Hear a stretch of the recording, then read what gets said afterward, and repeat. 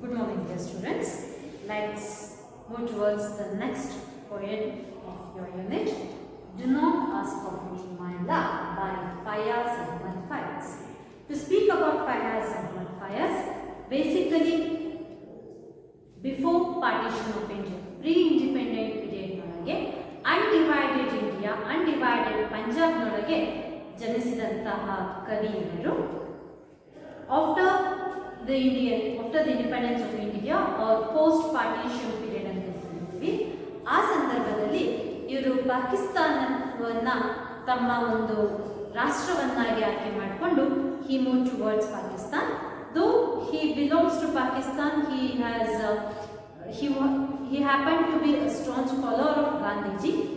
ಅವರು ಆ ಪೀರಿಯಡ್ ನೊಳಗೆ ಅಂದರೆ during the time of when the death of Gandhi ಅವರ ಸಾವುಂಟಾದಾಗ ಪಾಕಿಸ್ತಾನ್ ಗವರ್ನಮೆಂಟ್ ಅವರಿಗೆ ಆ ಒಂದು ಲಾಸ್ಟ್ ರೈಟ್ಸ್ ಏನಿರುತ್ತೆ ಅದರೊಳಗೆ ಭಾಗಿಯಾಗಬಾರ್ದು ಅಂತ ಹೇಳಿದ್ರು ಕೂಡ ಅದನ್ನು ಕನ್ಸಿಡರೇಷನ್ಗೆ ತಗೊಳ್ದಲೇ ಬಂದು ಭಾಗಿಯಾಗಿದ್ದನ್ನು ಗಮನಿಸ್ತೀವಿ. Which shows that he is a poet who has a human heart.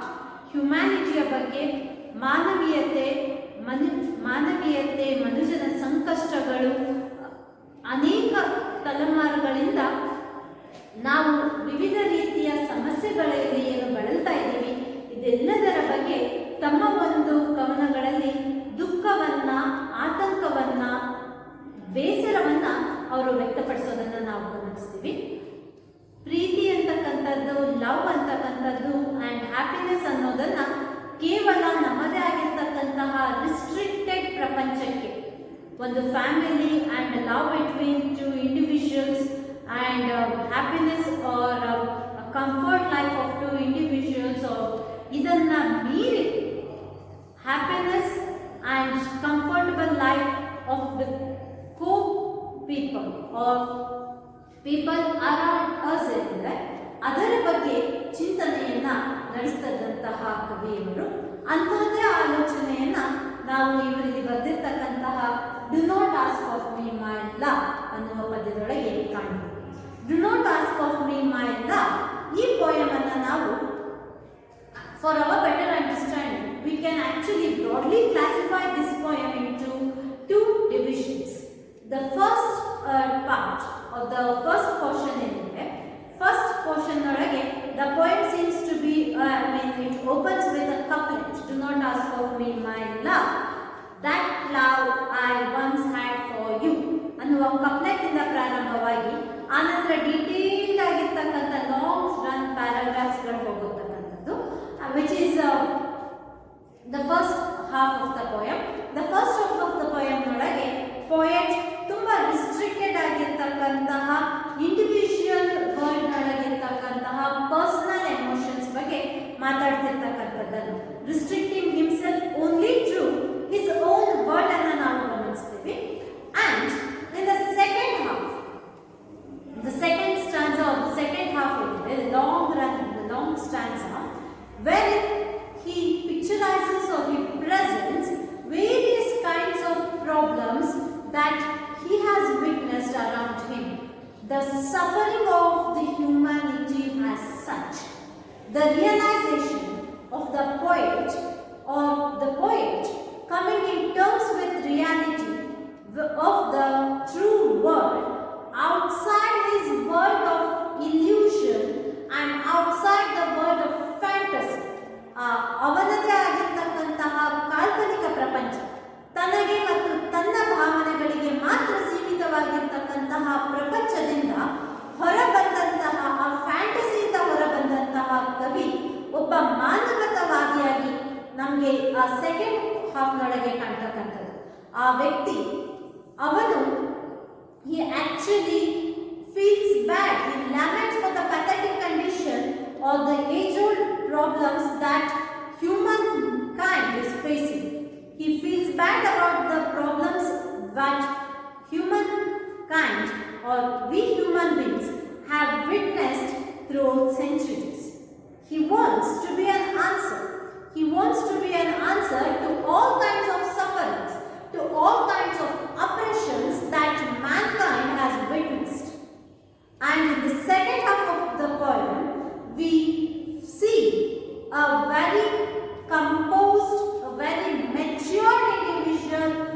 wants to do something for the purpose of the society, who wants to keep the human rights intact, who wants to share his existence with the other individuals. The message of universal brotherhood. ಆರಂಭದೊಳಗೆ ಎರಡು ವ್ಯಕ್ತಿಗಳ ನಡುವೆ ಇರ್ತಕ್ಕಂತಹ ಒಂದು ಕಾಲ್ಪನಿಕ ಪ್ರೀತಿಯ ಪ್ರಪಂಚದ ಚಿತ್ರಣದೊಳಗೆ ಪ್ರಾರಂಭವಾಗ್ತಕ್ಕಂತಹ ಪದ್ಯ ಮಾನವತಾವಾದ, universal brotherhood, ವಿಶ್ವ ಮಾನವರ ಸಂದೇಶ ಅಂತ ಹೇಳ್ತೀವಿ. ಆ ಭ್ರಾತೃತ್ವ ಭಾವನೆಯೊಂದಿಗೆ ಕೊನೆ ಆಗ್ತಕ್ಕಂಥದ್ದು ನಾವು ಕಾಣ್ತೀವಿ. ಆ ರಿಯಲೈಸೇಷನ್ ಅನ್ನ ನಾವಿಲ್ಲಿ ಕಾಣ್ತೀವಿ. ಫಯಾಜ್ ಅವರು ಸಾಮಾನ್ಯವಾಗಿ ಅವರು ಸೂಫಿ ಪೋಯಮ್ಸ್ ಇಂದ ಸ್ವಲ್ಪ ಹೆಚ್ಚು ಪ್ರೇರಿತರಾಗಿರೋದ್ರಿಂದ ಆ ಸೂಫಿ ಪೋಯಮ್ಸ್ ನ ಶೈಲಿಯೊಳಗೇನೆ ಅವರು ಅನೇಕ ಕವನಗಳನ್ನ ಬರೀತಕ್ಕಂಥದ್ದನ್ನ ನಾವು ಗಮನಿಸ್ತೀವಿ. ಸೂಫಿ ಪೊಯೆಟಿಕ್ ಶೈಲಿ ಅಂತ ಹೇಳಿದ್ರೆ ಇದು ಉರ್ದು ಭಾಷೆಯಲ್ಲಿ ಬರ್ತಕ್ಕಂತಹ ಒಂದು ರೀತಿಯ ಉರ್ದು ಭಾಷೆಯಲ್ಲಿ ಬರ್ತಕ್ಕಂತಹ ಭಾವಗೀತೆಗಳು ಗಜಲ್ ಶೈಲಿಗಳನ್ನು ಹೇಳ್ತೀವಿ. ಆ ಗಜಲ್ ಶೈಲಿಯೊಳಗೆ ಅವರು ಅನೇಕ ಪದ್ಯಗಳನ್ನು ಬರೆದಿರ್ತಕ್ಕಂಥದ್ದು ಗಮನಿಸ್ತೀವಿ. ಅದೇ ರೀತಿಯ ಗಜಲ್ ಶೈಲಿಯೊಳಗೇನೆ ಇಲ್ಲಿ ಇವರು ಬರೆದಿರ್ತಕ್ಕಂತಹ do not ask of me my love ಅನ್ನೋದು ಇರ್ತಕ್ಕಂಥದ್ದು. ಸೊ ಪದ್ಯದೊಳಗೆ ನಮಗೆ ಇನಿಷಿಯಲ್ ಸ್ಟೇಜಸ್ ನೊಳಗೆ ಓಪನಿಂಗ್ ಕಪ್ಲೆಟ್ಸ್ ನೊಳಗೆ it is a direct address by a beloved to his ಬಿಲವ್ಡ್.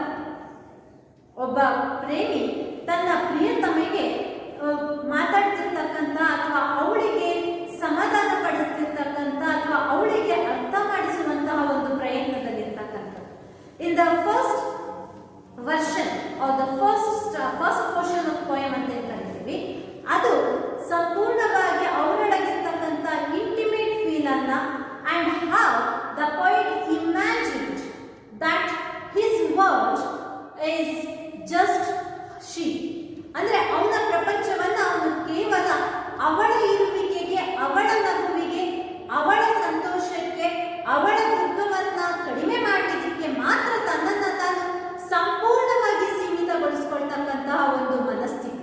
ಅಂದ್ರೆ confining himself only to worldly pleasures that you can come across in this emotion of love. ಆ ಹಂತವನ್ನ ನಾವು first ಸ್ಟ್ಯಾನ್ಸದೊಳಗೆ first portion ಅಲ್ಲಿ ಕಾಣ್ತಕ್ಕಂಥದ್ದು. somewhat immature presentation of this emotion of love. But second stanza ದೊಳಗೆ the other half of the poem ಏನಿದೆ, you find a huge shift in the entire presentation. ಆ ಒಂದು ಆಲೋಚನೆ ಕ್ರಮದೊಳಗೆ ಒಂದು ದೊಡ್ಡ ಲೀಪ್ ಸಿಗ್ತಕ್ಕಂಥದ್ದು.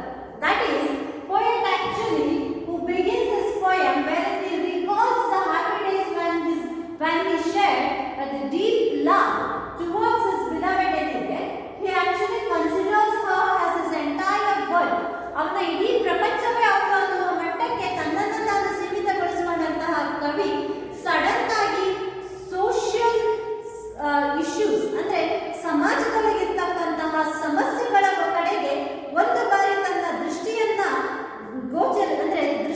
ಹರಿದು ಬಿಟ್ಟಾಗ, once he begins or once he come across or once he encounters with the harsh realities of life, society, ಪ್ರಪಂಚ, ನಮ್ಮ ಸುತ್ತಮುತ್ತಲಿರುವ ಜನರ ಬಗ್ಗೆ ಅವನು ಆಲೋಚನೆಯನ್ನ ಮಾಡ್ತಕ್ಕಂಥದ್ದು.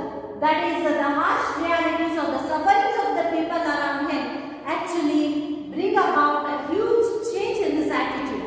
ಆ ಸಂಪೂರ್ಣವಾಗಿರ್ತಕ್ಕಂತಹ ಬದಲಾಗಿರುವ ಆಟಿಟ್ಯೂಡ್ ನೊಳಗೆ ಪ್ರೀತಿ ಅಂತಕ್ಕಂಥದ್ದು ಕೇವಲ ತನಗೆ ಮಾತ್ರ, ತನ್ನ ಸಂತೋಷಕ್ಕೆ ಮಾತ್ರ ರಿಸ್ಟ್ರಿಕ್ಟ್ ಮಾಡ್ತಕ್ಕಂತಹ ಒಂದು ಎಮೋಷನ್ ಅಲ್ಲ. You can come across, you can feel, share the emotion of love with the people around us, and thus we can spread the message of togetherness, spread the message of humanity. ಪ್ರೀತಿಗೆ ಹ್ಯುಮ್ಯಾನಿಟಿಯ ಒಂದು ಟಿಂಟನ್ನ, ಆ ಒಂದು message ಅನ್ನ attribute ಮಾಡಿರ್ತಕ್ಕಂತಹ ಕವನ, ಅಂತಹ ಒಂದು ಪದ್ಯ ಗಜಲ್ ಫಾರ್ಮ್ ಒಳಗೆ ಬರೆದಿರ್ತಕ್ಕಂತಹ ಪದ್ಯ do not ask of me my love by Faiz Ahmad Fayaz.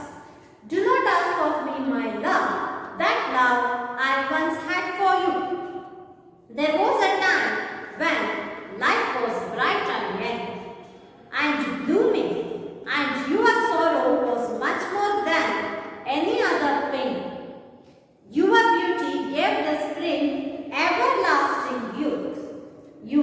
eyes. Yes, your eyes were everything, all else was vain. While you were with me, I thought the world was mine, though now I know that it was an illusion. That's the way I imagine it to be. And there are other sorrows in the world than love and other pleasures too. Do not ask of me, my love, that love I once had for you, woven in silk and satin and brocade, those dark and brutal curses of countless centuries, bodies bathed in blood, smeared with dust, sold from marketplace to marketplace, bodies rising from the cauldron of diseases, pus dripping from their festering sores. My eyes must also turn towards. You are beautiful still, my love, but I am helpless too. And there are other sorrows in the world than love and other pleasures too. Do not ask of me, my love, that love I once had for you. So, ಆರಂಭದೊಳಗೆ ಕಪ್ಲೆಟ್ನೊಳಗೆ ಕಪ್ಲೆಟ್ 2 ಸಾಲು, ಆ 2 ಸಾಲಿನೊಳಗೆ ಪ್ರಾರಂಭ ಆಗ್ತಕ್ಕಂತಹ ಪದ್ಯ, ನಂತರ 2 ಸ್ಟ್ಯಾನ್ಸಾಗಳು ಬರುತ್ತೆ. ಆ ಕಪ್ಲೆಟ್ನೊಳಗೆ ಅವರು ಏನು ವಿಷಯವನ್ನ ಮಂಡಿಸ್ತಾ ಇದ್ದಾರೆ, that is do not ask of me my love, that love I once had for you. ಅಂದರೆ ಇಲ್ಲಿ ಕವಿ ತನ್ನ ಬಿಲವೆಡ್ನ ಸಮಾಧಾನ ಪಡಿಸ್ತಿರ್ತಕ್ಕಂತಹ, ಕನ್ಸೋಲ್ ಮಾಡಿಸ್ತಿರ್ತಕ್ಕಂತಹ, ಅವಳಿಗೆ ತಿಳಿ ಹೇಳುವಂತಹ ಒಂದು ಪ್ರಸಂಗವನ್ನು ನಾನು ಕಂಡೆ. And in the first half, in the first 2 stanzas that follow this couplet, you come across poet speaking about his illusion, the world of illusion.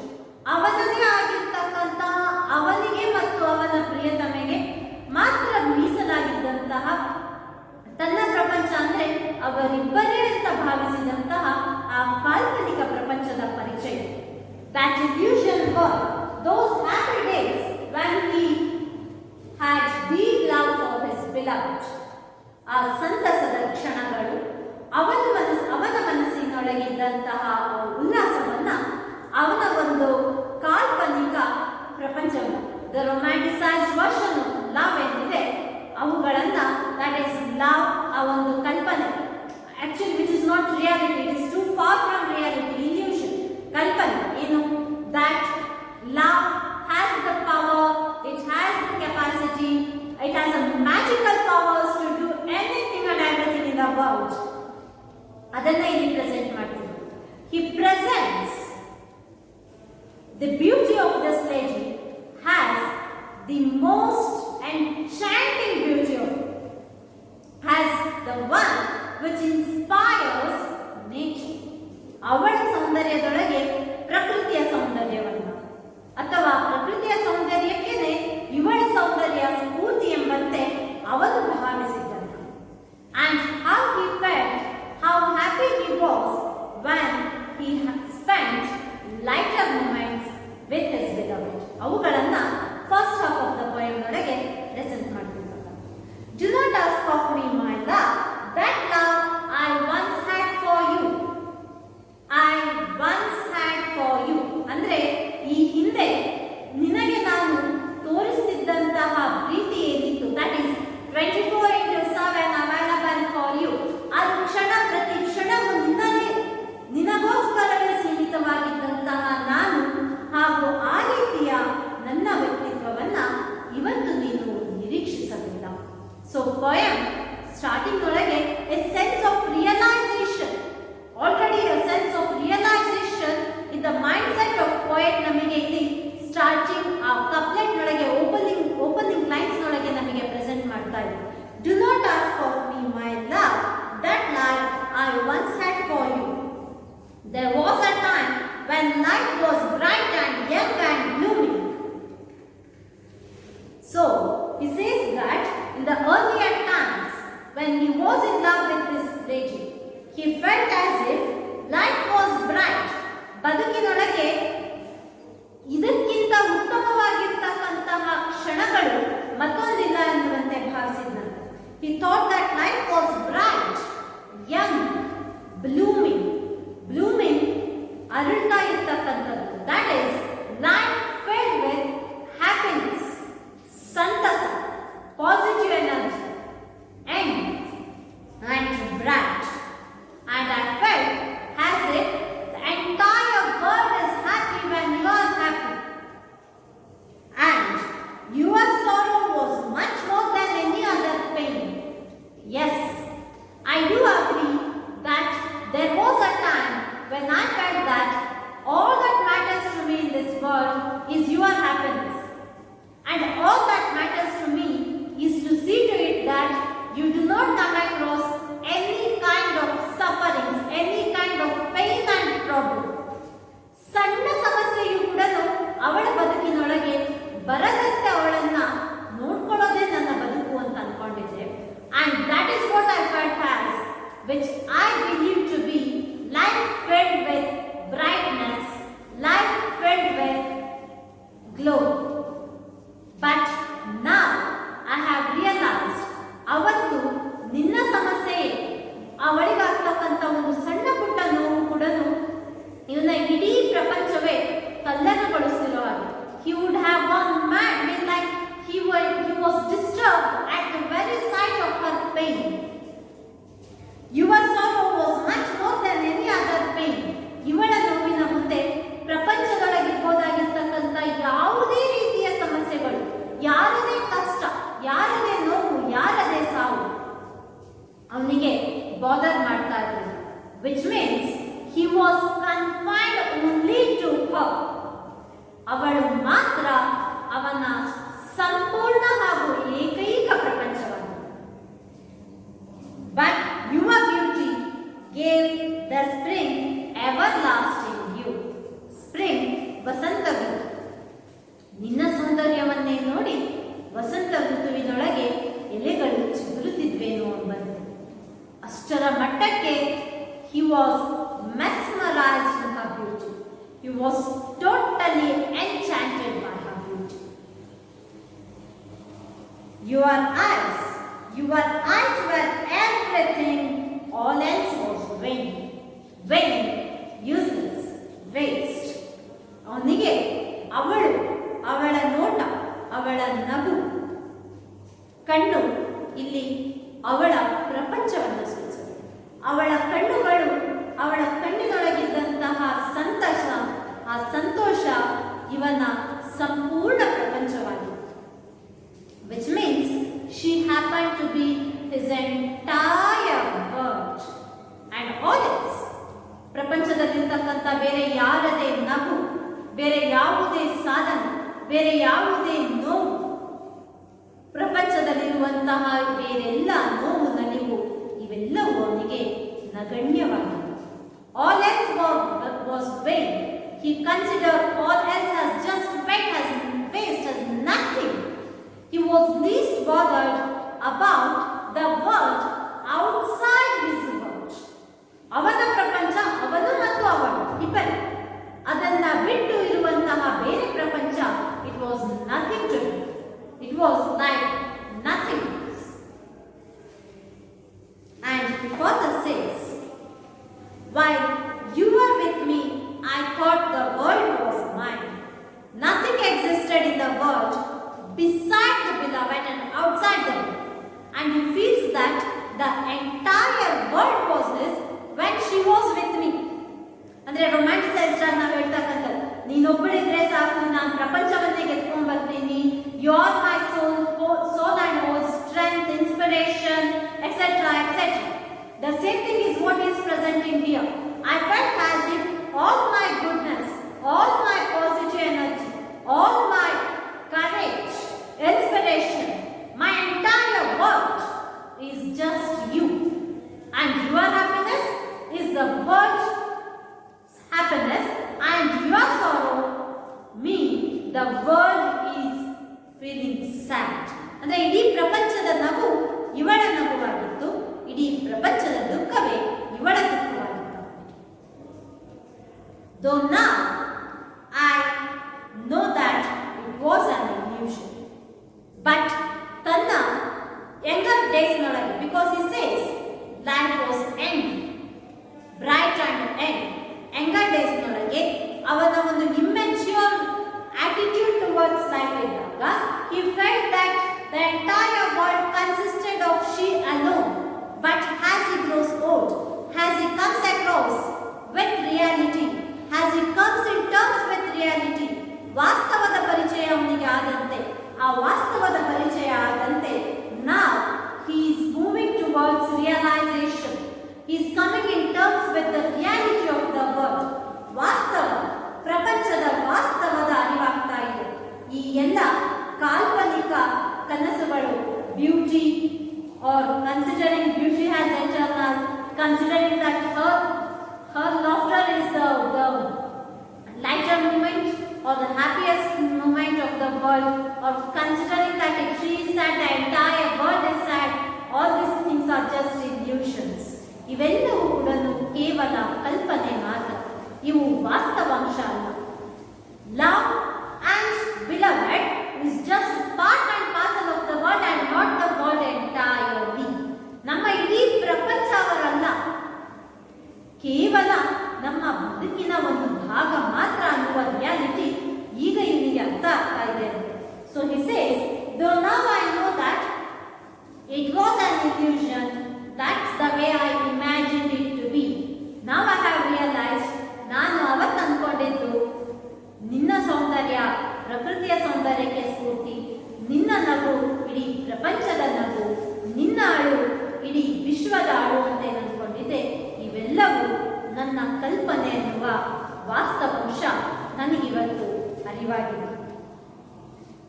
For there are other sorrows in the world than love and other pleasures too. ಪ್ರೀತಿಯೊಳಗೆ ಪ್ರೀತಿಯನ್ನ other sorrows in the world than love, that is ಪ್ರೀತಿ fail ಆಗ್ತಕ್ಕಂಥದ್ದು, ನಾವು ಬಯಸಿದವರು ನಮ್ಮ ಜೀವನ ಸಂಗಾತಿ ಆಗದೇ ಇರ್ತಕ್ಕಂಥವ್ರು, ಅವರ ದುಃಖದಲ್ಲಿ ನಾವು ದುಃಖ ತಪ್ತರಾಗ್ತಕ್ಕಂಥದ್ದು, ಈ ರೀತಿಯೊಳಗಿರ್ತಕ್ಕಂತಹದಷ್ಟೇ ಅಲ್ಲ ಪ್ರಪಂಚ, ಪ್ರೀತಿಯನ್ನ ಮೀರಿರುವ ನೋವು ಇದೆ. ಇನ್ ದ ಸೇಮ್ ವೇ ಪ್ರೀತಿ ನನ್ನ ಪಾಲಿಗೆ ಸಿಕ್ತು ಅಂತ ಹೇಳಿದ್ರೆ ಇಡೀ ಪ್ರಪಂಚದಲ್ಲಿರುವ ಎಲ್ಲ ಖುಷಿಯು ನಮಗೆ ಸಿಕ್ತು ಅಂತ ಹೇಳಲ್ಲ. ಪ್ರಪಂಚದೊಳಗೆ ಪ್ರೀತಿಯನ್ನ ಸಹಕಾರಗೊಳಿಸಿಕೊಳ್ಳುವುದರ ಜೊತೆಯೊಳಗೆ ಅಥವಾ ಅದರ ಮೀರಿರ್ತಕ್ಕಂತಹ ನಲಿವು ಕೂಡ ಇದೆ. There are other pleasures than love too. Do not ask of me my love, that love I once had for you. So ಇದು second section, the second portion of the next portion of the poem, that is bringing down the reality, coming in terms with reality. And ಈ other part ಏನಿದೆ, later part of the poem ನೊಳಗೆ first half ನೊಳಗೆ poet just focuses on love between two individuals and he presents to us only the lighter moments, the days and the time that he spent with his beloved. But the the other half of the poem ಏನಿದೆ, this is a complete contrast in comparison with the first half of the poem, wherein first half presents us the lighter moments of the beauty of life, the other half presents her the gloomy or the sad version of life. ಬದುಕಿನೊಳಗಿರ್ತಕ್ಕಂತಹ ನೋವು, ಸಂಕಷ್ಟ, ದುಃಖ, ಮನುಷ್ಯ ಜೀವಿ ಅನುಭವಿಸತಕ್ಕಂತಹ ಅನೇಕ ರೀತಿಯ ಸಮಸ್ಯೆಗಳು times ಇಮ್ಮೆಮೋರಿಯಲ್ನಿಂದ ಬೇರೆ ಬೇರೆ ರೂಪಗಳಲ್ಲಿ ನಮ್ಮ ಇಡೀ ಮಾನವನ ಇತಿಹಾಸದೊಳಗೆ ಮಾನವ ಫೇಸ್ ಮಾಡಿರ್ತಕ್ಕಂಥ ಅನೇಕ ರೀತಿಯ ಸಮಸ್ಯೆಗಳು, ಇಡೀ ಮನುಜ ಕುಲ ಫೇಸ್ ಮಾಡಿರ್ತಕ್ಕಂತಹ ಪ್ರಾಬ್ಲಮ್ಸ್ ಅನ್ನ ಇಲ್ಲಿ ಇವರು ಪ್ರೆಸೆಂಟ್ ಮಾಡ್ತಾ ಇರ್ತಕ್ಕಂಥದ್ದು ನಾವು ಗಮನಿಸಬಹುದು. And in comparison with these harsh realities of life, he feels that the problems that mean like not able to spend time with her, or not spending time with her, not able to convince her, ಇವೆಲ್ಲವೂ ಕೂಡ ನಗಣ್ಯ ಅಂತ ಅನಿಸ್ತಕ್ಕಂಥದ್ದು ಸಹಜವೇ. He says, woven in silk and satin and brocade, those dark and brutal curses of countless centuries, bodies bathed in blood, smeared with dust,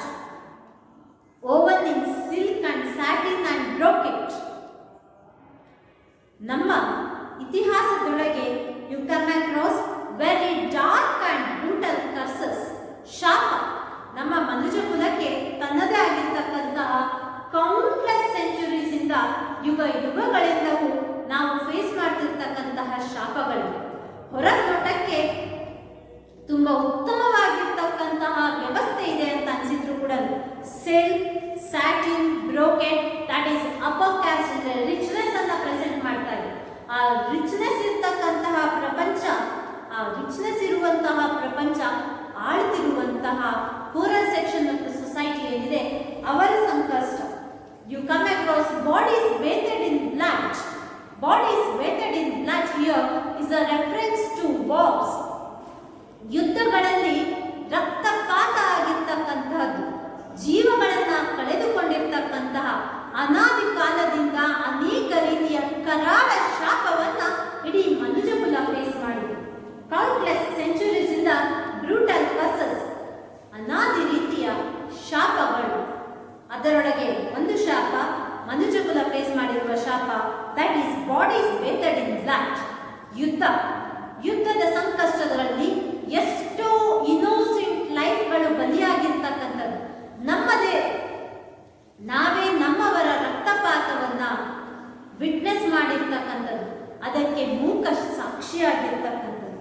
apart from this you come across bodies smeared with dust, sold from marketplace to marketplace, sold from marketplace to marketplace. This is a reference to slavery. Slavery ಜೀತ ಪದ್ಧತಿ ಅಂತ ಹೇಳ್ತೀರಿ, ಆ ರೀತಿಯೊಳಗಿರ್ತಕ್ಕಂತಹ ಪದ್ಧತಿ, slavery system ಏನಿದೆ ಅದನ್ನ ಇವರು ಇಲ್ಲಿ ಪ್ರೆಸೆಂಟ್ ಮಾಡ್ತಾ ಇದ್ದಾರೆ. That is man being sold, slave, man belonging to the lower economic strata of the society being sold. ಆ ಸ್ಲೇವರಿ ಪದ್ಧತಿಯನ್ನ ಇಲ್ಲಿ ಮಾತಾಡ್ತಾರೆ. And further he says about bodies risen from the cauldron of diseases, pus dripping from festering sores.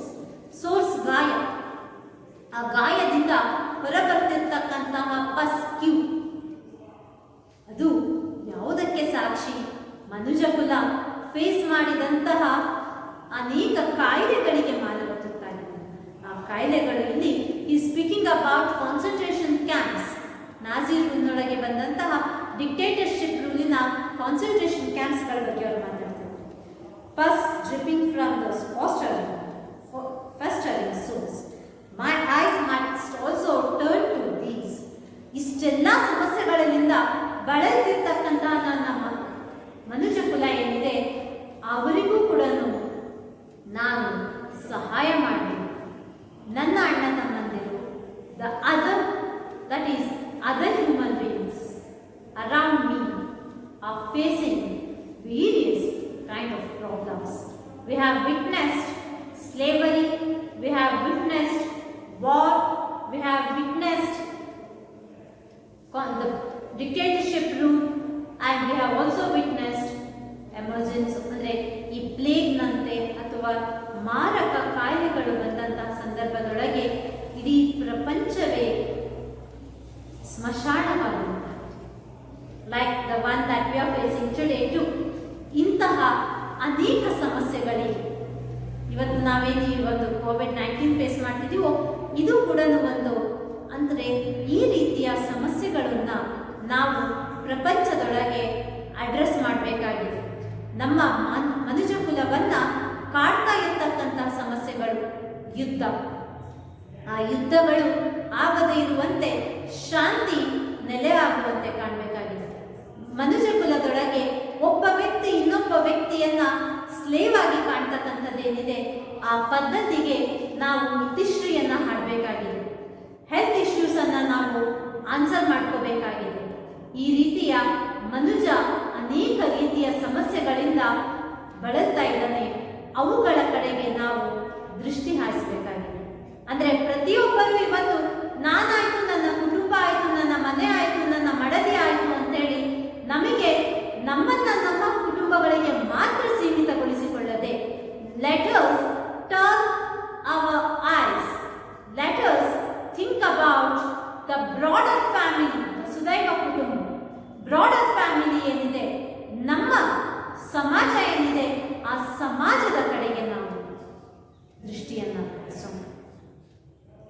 ಅಲ್ಲಿ ನಮ್ಮ ಜೊತೆಯೊಳಗಿರ್ತಕ್ಕಂತಹ that is our brothers and sisters, ನಮ್ಮ ಸೊಸೈಟಿಯಲ್ಲಿರ್ತಕ್ಕಂತಹ other human beings ಏನಿದ್ದಾರೆ ಅವ್ರು ಫೇಸ್ ಮಾಡ್ತಿರ್ತಕ್ಕಂತಹ ಪ್ರಾಬ್ಲಮ್ಸಿಗೆ ಸೊಲ್ಯೂಷನ್ಸ್ ಅನ್ನು ಹುಡುಕುವಂತಹ ಪ್ರಯತ್ನವನ್ನ ನಾನಿವತ್ತು ಮಾಡಬೇಕು ಅಂತೇಳಿ ಕವಿ ಹೇಳ್ತಾ ಇದ್ದಾರೆ.